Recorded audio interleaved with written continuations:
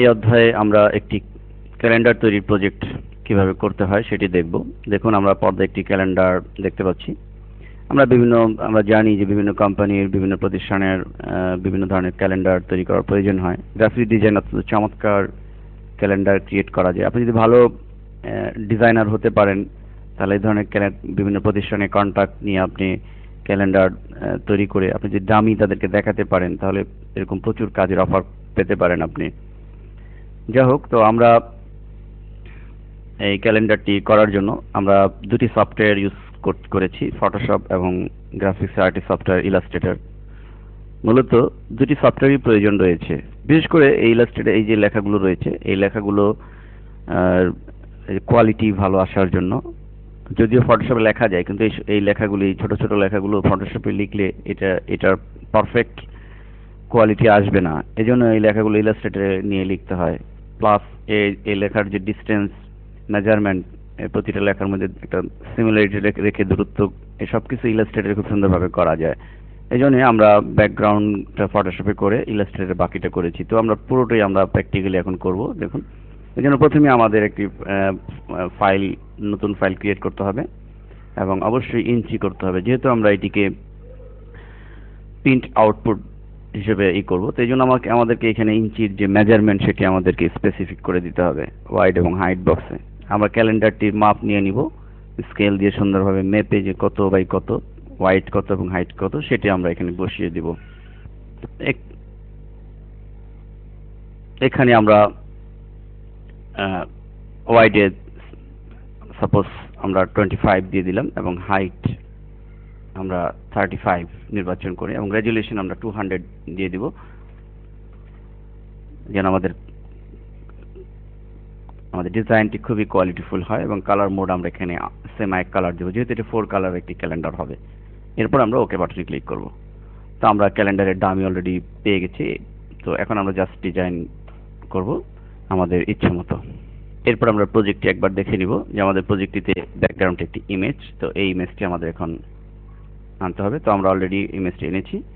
তো ইমেজটি আমরা নিয়ে আসবো আমাদের মূল ফাইলে এবং মেইন ইমেজটি আমরা ক্লোজ দিয়ে দিলাম। তো আমাদের মূল ফাইলে নিয়ে এসে আমাদের ইমেজটিকে কন্ট্রোল টি চেপে এটিকে বড় করে ফেলতে হবে।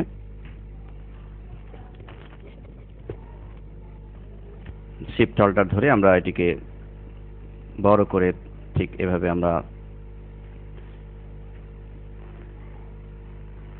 সেট করে দিব। তো এরপর আমাদের যে কাজটি করতে হবে তা হচ্ছে আমাদের নিচের অংশটুকু আমাদের মাস্কিং করে দিতে হবে, ফেড করে মিশিয়ে দিতে হবে। এই জন্য আমরা প্রথমে একটি লেয়ার নিয়ে আমরা এই কালারটা আগে ফিল করে দিই ব্যাকগ্রাউন্ডের সাথে, যেন সুন্দর একটি ব্যাকগ্রাউন্ড আমরা পাই। তো ফিল করে দেওয়ার পরে আমাদের ইমেজের লেয়ারটিকে আমরা উপরে দিয়ে দিলাম। এবার আমাদের ইমেজের লেয়ারটি মাস্কিং করতে হবে। এই জন্য আমরা লেয়ার প্যালেটের এই মাস্ক এটির মধ্যে ক্লিক করলাম, যেটি মাস্কিং হয়েছে। এবার আমরা ইফেক্ট দিব গ্রেডিয়েন্ট টুলের সাহায্যে। মাস্কিং ইফেক্ট দেওয়ার জন্য গ্রেডিয়েন্ট টুল সিলেক্ট করে আমরা দেখে নিব এখানে সাদা কালো রয়েছে কিনা। তো এরপরে আমরা এদিক থেকে আমরা এই পাশে আমরা মাস্কিং করে দিব। আমরা প্রয়োজনে আরো বেশি রকম মাস্ক করতে পারি, আরো দূরে থেকে সিলেক্ট করে তো আমরা মাস্ক করে দিলাম। আমাদের নিচের অংশটুকু আমাদের নামটাম আসবে।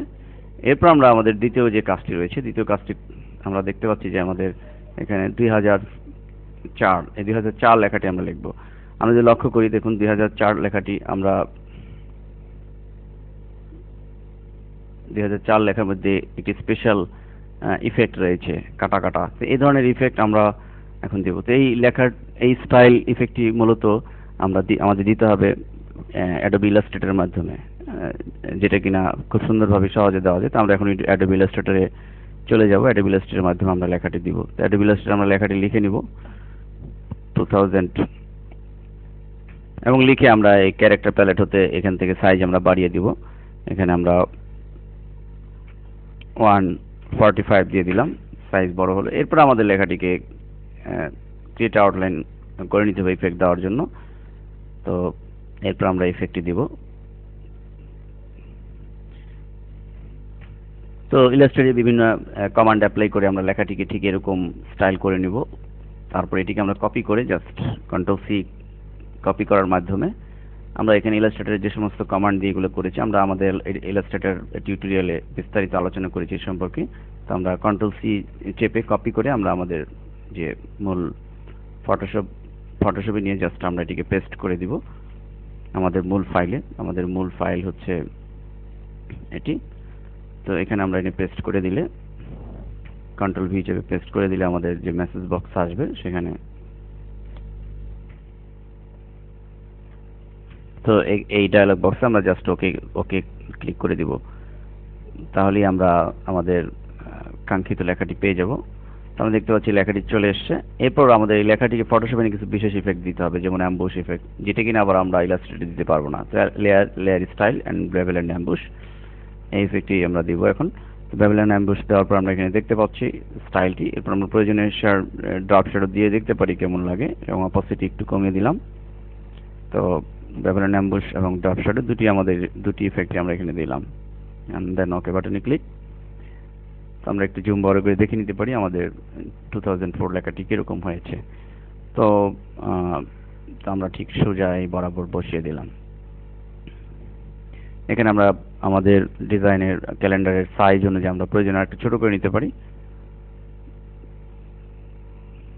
তো এরপরে আমাদের মূল ডিজাইনে আমরা চলে যাব। আমাদের দেখুন, আমরা এখানে ডেস্কটপে রেখেছি।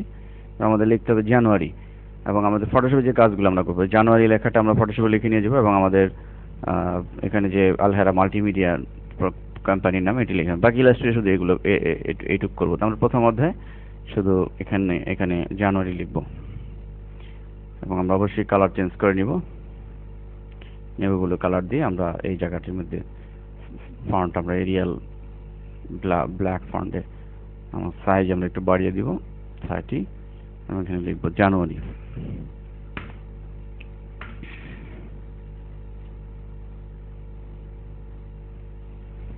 এটি স্টাইল দিব আমরা, লেখাটা কমপ্লিট হলে তো আপনি সিলেক্ট করে আমরা চলে যাব স্টাইলে। এখান থেকে আমরা ফ্ল্যাগ স্টাইল দিয়ে দিতে পারি, দেখুন। তো জাস্ট ওকে বাটনে ক্লিক, ফ্ল্যাগ স্টাইল চলে এসছে। এরপর আমাদের যে কাজটি আমাদের করতে হবে তা হচ্ছে আমাদের আলহেরা মাল্টিমিডিয়া। তো একইভাবে আমরা আলহেরা মাল্টিমিডিয়া আমাদের প্রজেক্টে যেভাবে রয়েছে সেভাবে আমরা আলহেরা মাল্টিমিডিয়া লেখাটি লিখে দিব। তো আমরা এভাবে সুন্দর করে Alhera multimedia Dhaka red dark কালারে লিখে দেব, এবং পাশে আমরা দেখেন একটি সিম্বল দিয়েছি, মনি মাউসের একটি ছবি দিয়েছি। যেহেতু আমাদের এটি একটি আলহেরা কোম্পানির কম্পিউটার প্রতিষ্ঠানের সফটওয়্যার ফার্মের একটি ক্যালেন্ডার, সেহেতু আমাদের এটা রিলেটেড একটি ছবি লোগোর আকারে দিতে হবে। ঠিক একইভাবে আপনাকে বুঝতে হবে যে আপনি কি কোম্পানির ক্যালেন্ডার করছেন, সেটার সাথে রিলেটেড কোনো ছবি আপনি লোগো আকারে দিয়ে দিতে পারেন, সেটা আপনার ক্ষেত্র অনুযায়ী আপনাকে করতে হবে। যাই হোক, তো আমরা এই ক্যালেন্ডারটি এভাবে আমরা ফটোশপে করে নিয়েছি। এখন বাকি আমাদের যে কাজটি রয়েছে সেটি হচ্ছে আমাদের জাস্ট এই লেখাগুলো লেখা। তো এটি আমাদের যেহেতু ইলাস্ট্রেটরে আমাদের সুবিধা এবং ইলাস্ট্রেটরের কোয়ালিটি ভালো, পারফরমেন্স ভালো পাওয়া যাবে, এই জন্য আমরা এটিকে ইলাস্ট্রেটরে নিয়ে যাব। ফাইলটিকে আমরা ইলাস্ট্রেট নেওয়ার জন্য ফাইল মেনুতে ক্লিক করে সেভ অ্যাজ, এবং অবশ্যই ফটোশপ ইপিএস ফরম্যাটে নিয়ে যেতে হবে। যে কোনো একটি নাম দিয়ে আমরা ক্যালেন্ডার নাম দিলাম। আমরা ক্যালেন্ডার নাম দিয়ে আমরা এক্সটেনশনটি মুছে ফেলছি। ক্যালেন্ডার নাম দিয়ে যে কোনো ড্রাইভে আমরা সেভ দিয়ে দেব। তো আমরা আমাদের ডি ড্রাইভে আমরা এটিকে সেভ দিলাম, সেভ বাটনে ক্লিক। এরপর আমরা বাকি কাজটা ইলাস্ট্রেটরে করব।